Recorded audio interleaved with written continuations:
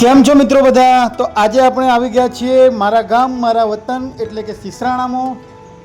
મારું ગામ આખા બનાસકાંઠામાં કે ગુજરાતમાં રેપળી માતાના ગામ તરીકે જ પ્રખ્યાત છે. તો ચાલો મિત્રો, તમને પણ આજે રેપળી માતાના દર્શન કરાવું.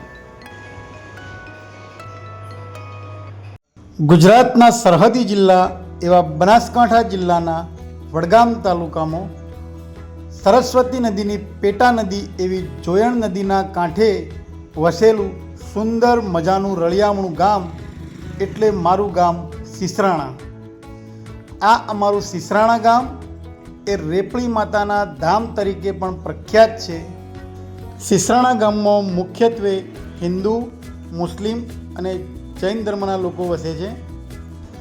તો મિત્રો, વાત કરીએ આ રેપળી માતાના મંદિરના ઇતિહાસની, તો સૌપ્રથમ અમારા ગામના ઠાકોર સમાજના સેધાજી ઠાકોર એટલે કે સેધાભા એ ગામના જાગીરદારના ત્યાં નોકરી કરતા એ વખતે સિસરાણાથી સતલાસણા રેપળીમાનું જે મંદિર હતું ત્યાં એમનો રવિવાર ભરવા જતા ચાલતા, અને એ રેપળી માતાના ભક્ત હતા.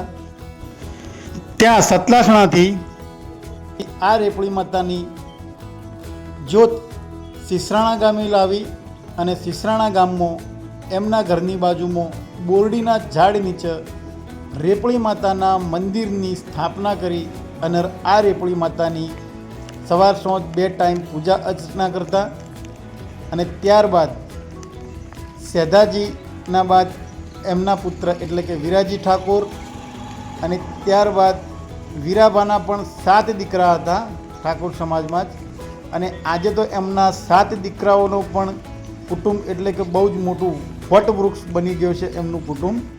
આ એમના વારસો વંશજો અત્યારે પણ રેપળી માતાના મંદિરની સેવા પૂજા અર્ચના કરે છે. રસ્તાની બાજુમાં આ નાનું મંદિર એ રાઠોડ બાજુનું મંદિર છે. તો ગામમાં પ્રવેશતા જ રસ્તાની ડાબી બાજુ મંદિર તરફ જવાનું બોર્ડ લગાવેલું છે, જય શ્રી રેપળી માં. તો હવે આપણે આવી ગયા છે રેપળી માતાના મંદિરે. જો સામે દેખાય માતાજીની ધજા, અને આ રહ્યું માતાજીનું મંદિર.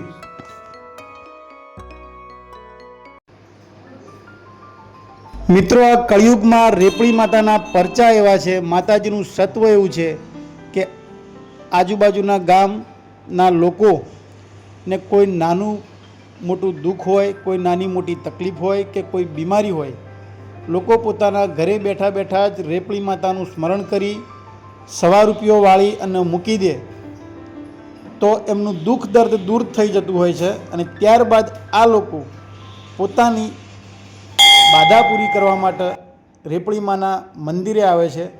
અહીં આવીને માતાજીનું થાળી નારિયેળ કરી એમની બાધા પૂરી કરે છે, અને એમના દુઃખ દર્દ માતાજી હરી લે છે. એટલા માટે આ કળિયુગમાં પણ અમારા રેપળી માનું મંદિર એ પરચા પૂરનારું મંદિર છે. માતાજીનું સત્વ બહુ છે અહીંયા, અને અહીંયા આજુબાજુથી બહુ જ લોકો મુખ્યત્વે મંગળવાર અને રવિવારના દિવસે માનતા કરવા માટે અહીંયા ભક્તોનું ઘોડાપૂર ઉમટી પડે છે.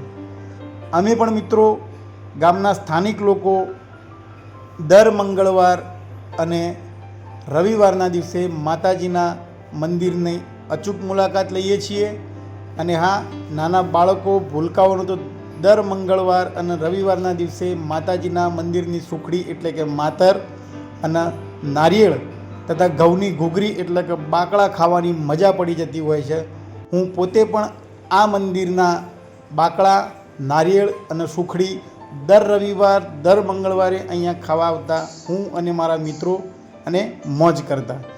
તો મિત્રો, મેં વાત કરી એમ આ છે ઠાકોર ફળિયું. મિત્રો, આ હતી અમારા ગામના રેપળી માતાના મંદિરની મુલાકાત. તો મિત્રો, તમે પણ મારા ગામ બાજુ આવો તો આ પવિત્ર અને ચમત્કારી રેપળી માતાના મંદિરની મુલાકાત જરૂરથી લેજો. ચાલો મિત્રો, બધાને મારા જય રેપળીમાં. તમને મારો વિડીયો ગમ્યો હોય તો લાઈક કરજો, શેર કરજો, વિડીયો પર કોમેન્ટ કરજો, અને મારી ચેનલ 3K ઓફિશિયલ ટ્રાવેલને સબસ્ક્રાઈબ કરજો. ચાલો મિત્રો, આવજો બધાને. જય માતાજી.